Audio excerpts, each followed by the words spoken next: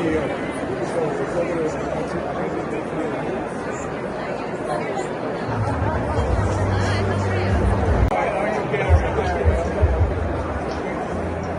Okay, yeah, abalabi baffe Abageto TV amannya nze Ashraf Kasirye ndi musanyufu nate okubeera ano nga ngenda okuweereza omukolo guno ogwa award ogugenda okuba nga guhonoringa abantu ab'enjawulo abalwanirira ensi zaabwe abalwanirira ebintu eby'enjawulo ebigenda mu maaso mu nsi zaabwe ng'omu ku abo abayitiddwa ye His Excellency Robert Kyagulanyi Ssentamu era abantu bola abali mu kutuuka mu kaseera kano bagenda kuba beetaba ku mukolo guno ebintu bingi bigenda kwongerwa naye nga Geto TV egenda kuba ebikutuusaako wano beera live ku Geto TV tugenda kuba tukuweereza amannya za Kasirye.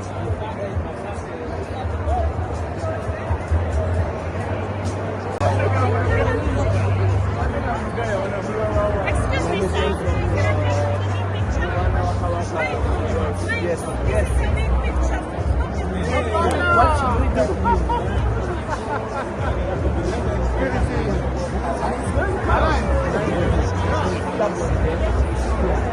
Okay, our President Galine Nicholas Opio omu ku baloya abafunye ebizibu mu Uganda enfuga embi eya Uganda. So oyo gwe bayita Nicholas Opio ali nabonabona n'obulwadde naye ebimu ku bigambibwa nti ebintu byayiseemu Uganda ebyo byamutuusibwako abakulembeze. Sinaako bujulizi ekyo naye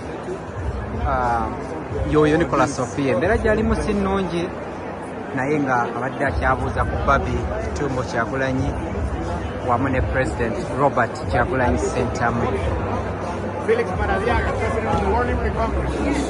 Bantu bangi abayita mu kubonaabona mu nsi yaffe Uganda naye nga abalwanirira ensi zaabwe okutereera Robert Kyagulanyi Ssentamu y'omu ku bakulembedde omujeju guno ogwa revolution eya People Power NUP nga mu survivors. Nze kennyini ayogera mwende Nicholas Opio mwali era yoyo council of them. Hey man. Yeah, nice meeting you, sir. The pleasure's mine. Good to see you. Good to see you. How My are name you? is Ashraf Kasirye. I know you. Thank you. I Yeah. know you. I'm Good so to see glad you to in see good you health. here today. Uh-huh. And what do you have to say to the Geto TV viewers? Just a simple message to them. Great stuff, Geto TV. Document this moment. It's a moment in history. Change will come to our country. Perfect. Fantastic, Ashraf. Thank you so much, care. Council. All right. Thank you. That is the Council, Nicholas Opio. Tujja kuba tukutuusaako buli kimu ekigenda mu maaso ku event eno. It's a special event era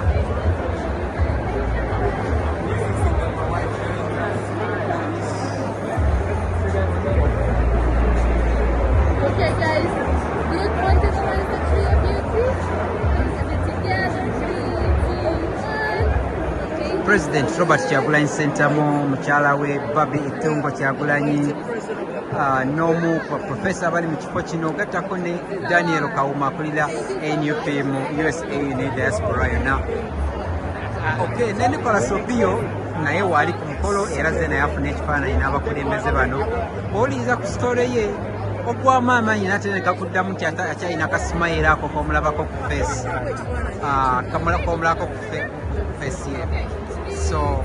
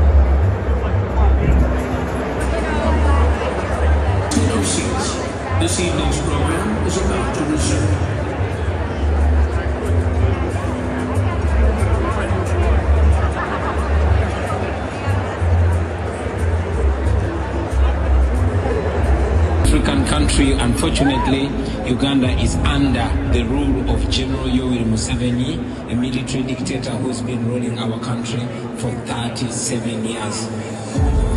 He gave up the life of a pop star to fight for a nation of 50 million and stand up for freedom around the world. You know, dictators always stand with each other. That is why mainly the dictators in Africa outrightly supported Putin. The leader of Uganda's democratic opposition. The regime forced him into exile. Brian, the UN, local and international human rights groups are all criticizing the Ugandan government for the extreme violence the opposition is facing. But they can't shake his optimism. Do you think that there are conditions under which you could go back to Uganda? I intend to go back to my country. This is not a third world country. We only have third world leaders.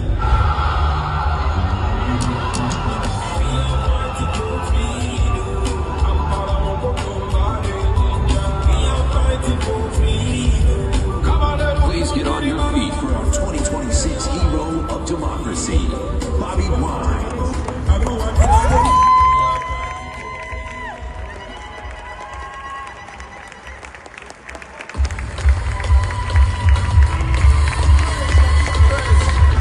But still no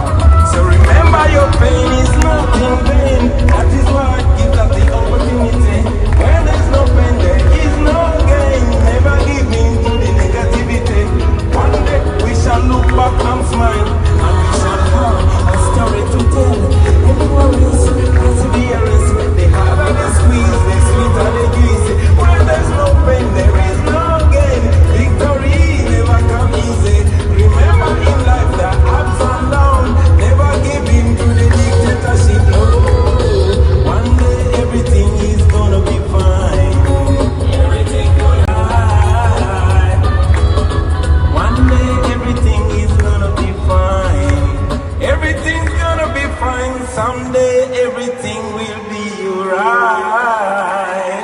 Thank you.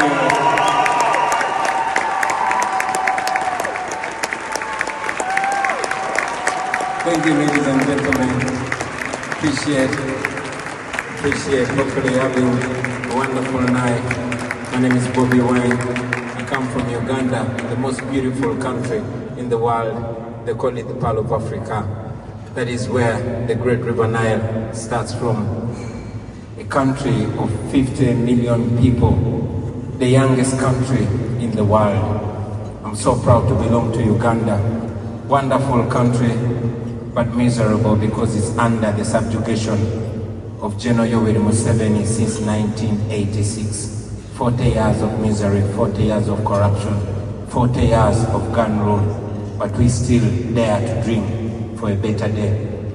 I'm honored to be here, ladies and gentlemen. And while I'm here in a beautiful hall, while I'm here sharing smiles as we speak right now, more abductions are going on, more killings are going on. On the 15th of January, we had an election. I was running for president and I believe that I won. But since that day, my wife and I were put under house arrest. I managed to escape. But again, we celebrate. While I'm here, I'm representing the people of Uganda. I'm not here as an exilee, no. I'm here as a spokesperson for a country called Uganda. A country of people that refuse to give up, that dream against dreaming, that hope against hope. While I'm here, I know that we have people that are suffering, but most importantly, allow me to use this opportunity to speak about the women of Uganda.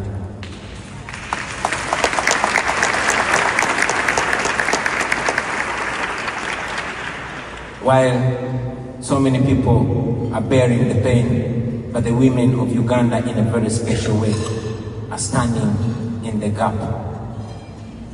No class, no level is safe.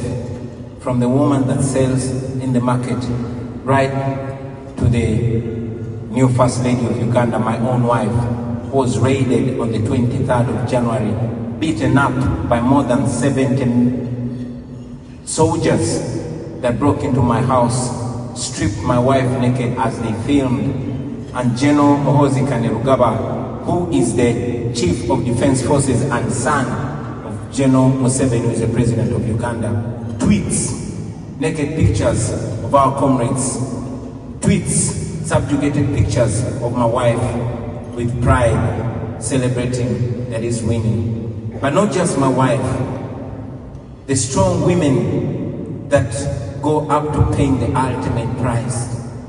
Women like my sister, Edith Katende, the wife of the spokesperson of our party, Alex Waiswamofumbiro, who died a few days ago when the husband was even denied chance to nurse her and even denied opportunity to lay her to rest. Women like Irene Nachibuka, who was so much of my fan that she had a tattoo of my name on her leg. That was reason enough to kill her, and she was buried. Women like Monica Chibalama, the wife of John Bosco Chibalama, my friend, who was abducted and kept missing for 7 years. The wife demanded for him, refused to give up, until one day she was also found suspiciously dead in her house.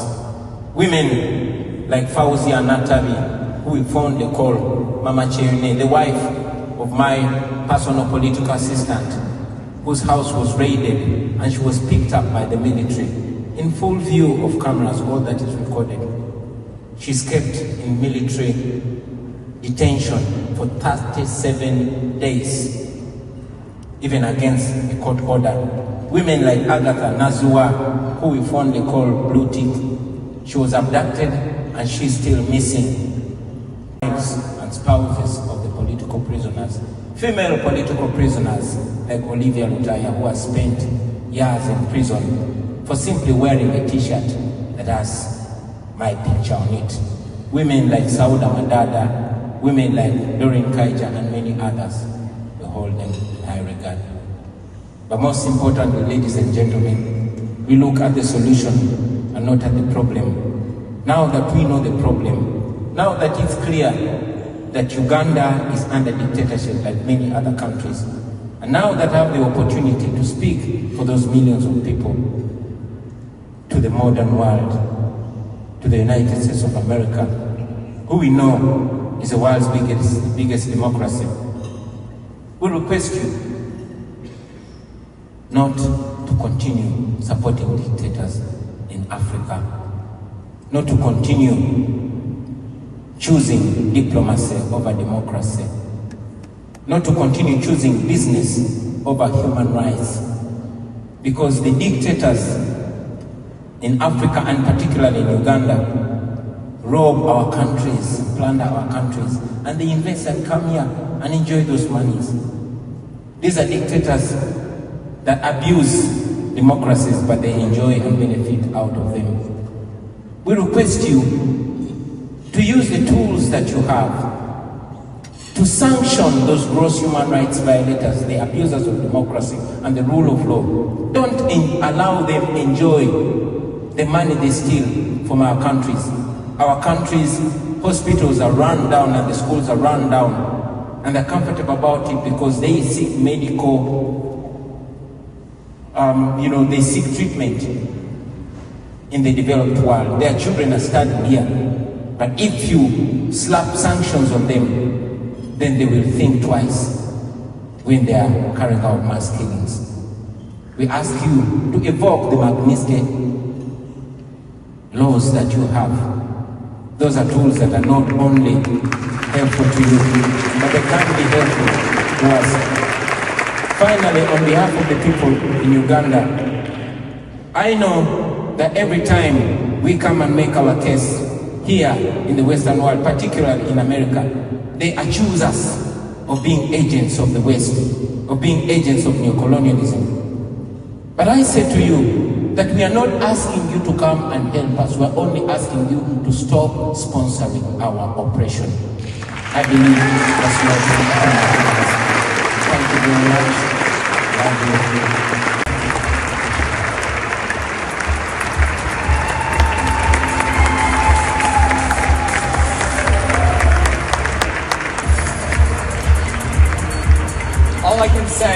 All I can say is that on behalf of the Renew Democracy Initiative, we are truly honored to be able to recognize Bobi Wine here today. Thank you, Bobi.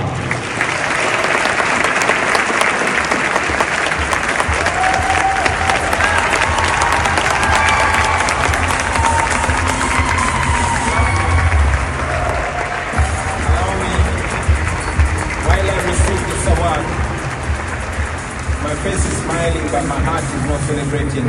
I want to dedicate it to all the political prisoners and prisoners of conscience. Dr. Kizza Besigye, my Deputy President, Honorable Mwanga Chivumbi, the women in prison, those that are in detention, those that are missing, and those that have been killed. Your pain will never go in vain. We can only honor you by not giving up and by standing for the cause that you are paying a big price for. One day everything is going to be alright.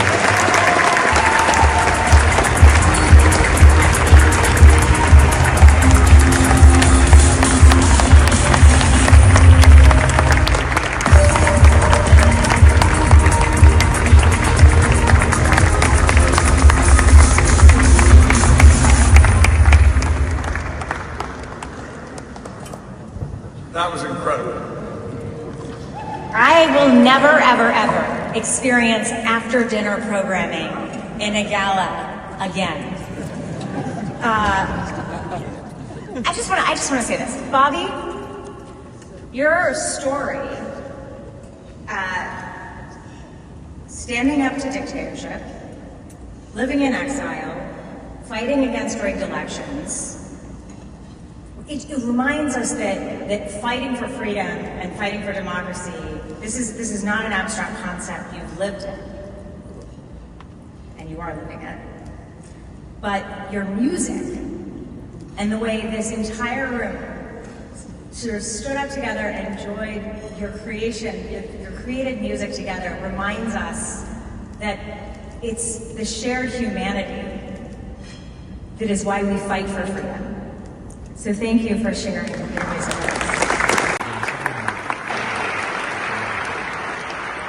Okay, so it's late on a Friday night. We're almost at the end. And this is a time when just reading the news can be exhausting. So I'm going to ask for a little bit of audience participation to energize us. I'm not going to sometimes think to myself, if I was the person who would have been injured, would Gabby have become an astronaut? She says yes. But on January 8th, 2011, our lives changed forever. She was shot while meeting with her constituents in Tucson, Arizona, at a grocery store on a Saturday morning. And because of that, we both left the jobs we loved. But I love this country, and I felt an obligation to continue to serve, but just in a different way. I think about that sense of service a lot, especially because I now sit in the Senate seat once held by John McCain. Even before that, a guy who served his country so honorably under the hardest of circumstances.